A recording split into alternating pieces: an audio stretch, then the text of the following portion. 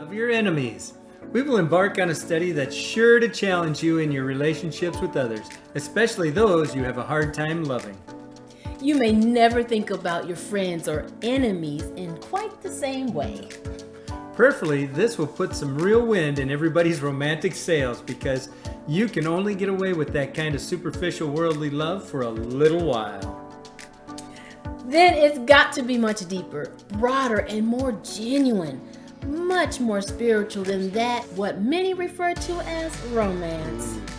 Hello, I'm Linnetta. I'm Patrick. And together we are co-founders of Vertical Connections, Inc. Thank you once again for joining us. Please be sure to subscribe if you're new to this channel. Everyone click the like button, the bell icon, and share this message. Also, we greatly appreciate when you leave comments, and we look forward to those in the future. Today, let's focus on love without conditions. Our desire is that this depth of love will enrich every single aspect of your life. It's not designed to minimize romantic love, though. It's designed to build a much bigger foundation than just that.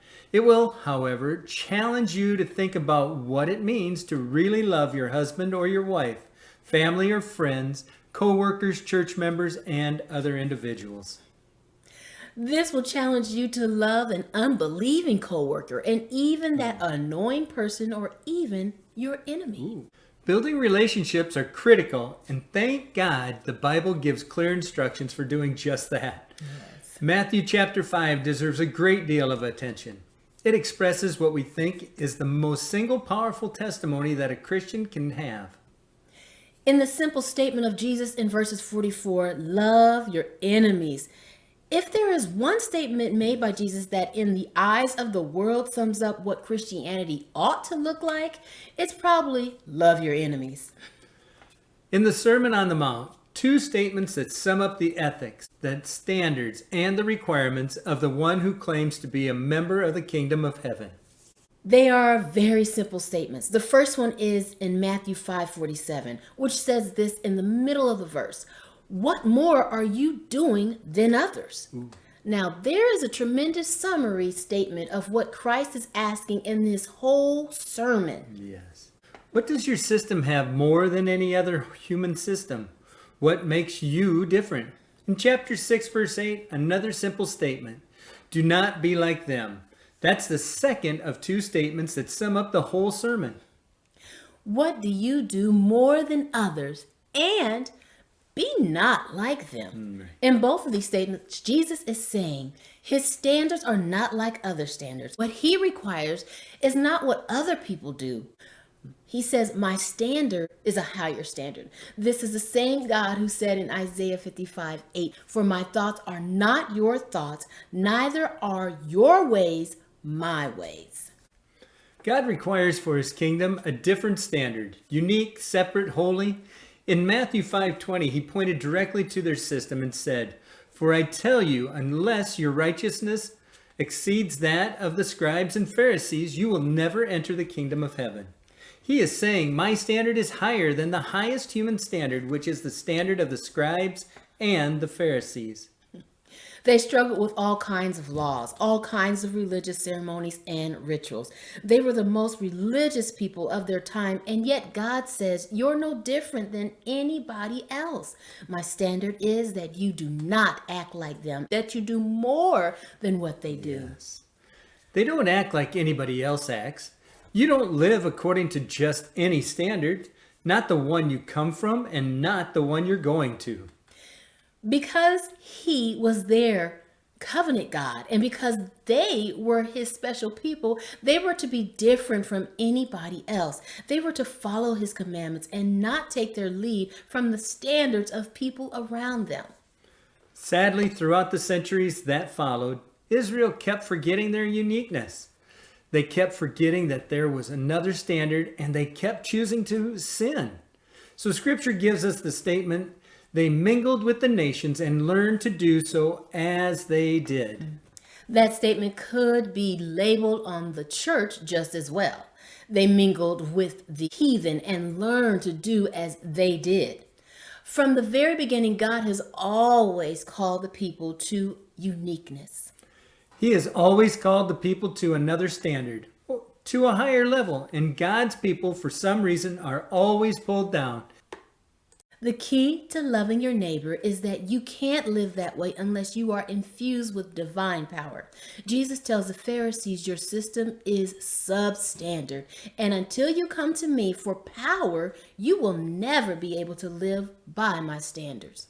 In Matthew chapter 22, a lawyer came to Jesus and asked him, "What was the greatest commandment?" And in verse 37, Jesus said to him, "You shall love the Lord your God with all your heart, with all your soul, and with all your mind. This is the first and greatest commandment." And the second is like it. You shall love your neighbors as yourself. On these two commandments hang all the law and the prophets. Yes.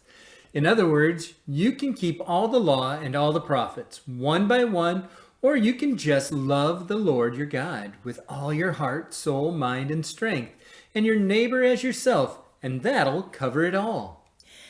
Have you ever thought about that? That means to love. What it means to love as someone as you love yourself. If you were just to love someone and it didn't say as yourselves, you could love them from a distance and treat them a little less than how you treat yourself. If you could just drop that little phrase, it would be so much easier. But the Lord has a way of making it ever so evident as to how we are to love our neighbor, and that is as you love yourself. You are concerned about yourself, and you love yourself. So love means to serve the needs. You serve your own needs. Whenever you have an interest, you want to fulfill it, right? Whenever you have a need, you want to meet it. Whenever you have a want, you want to supply it, and whenever you have a hope, you want to realize it. Whenever you have an ambition, you want to see it come to fruition. You are working on your own behalf, and that's just the way life goes. That's exactly the way you are to love everyone else. Jesus said, even your enemies. In other words, you ought to have that same type of habitual, permanent love that brings into your hearts their interests, their needs, their hopes, and their ambitions. That reminds me of Philippians 2:4. Where it says, let each of you look out not only for his own interests, but also for the interests of others. This should prompt you to do everything you can to make sure that all their welfare, safety, comfort, and interest are fulfilled on their behalf. How do you measure up? Last time you had a choice between doing what you wanted to do or sacrificing yourself so somebody else could do it, which way did you go? Oh. Who did you really care about? To love your neighbor as yourself is a very high standard. Yes. Humanly speaking, it is impossible because we are totally absorbed in ourselves. Think of it from the standpoint of your income. You probably at best keep 90% of what you finally get after taxes and maybe give the Lord 10%. If that. If that. At best. At best. Oh boy. When it comes to how much you spend on yourself as opposed to how much you give to the needy, it is probably pretty minuscule. Those kinds of comparisons are very remote because we don't even think about that. That's how far we are from these kinds of principles. Loving your neighbor as yourself is a very heavy principle, but that's the way we're supposed to love. Most of us naturally love ourselves. So to love others, especially your enemies, is almost an unbelievable high standard. But that's what sets followers of Christ apart from others. It's something we all need to put into practice. We thank you for being with us today. If you enjoyed this message and would like to support our channel, click the thanks button below. But until next time, get connected to go vertical. Bye-bye.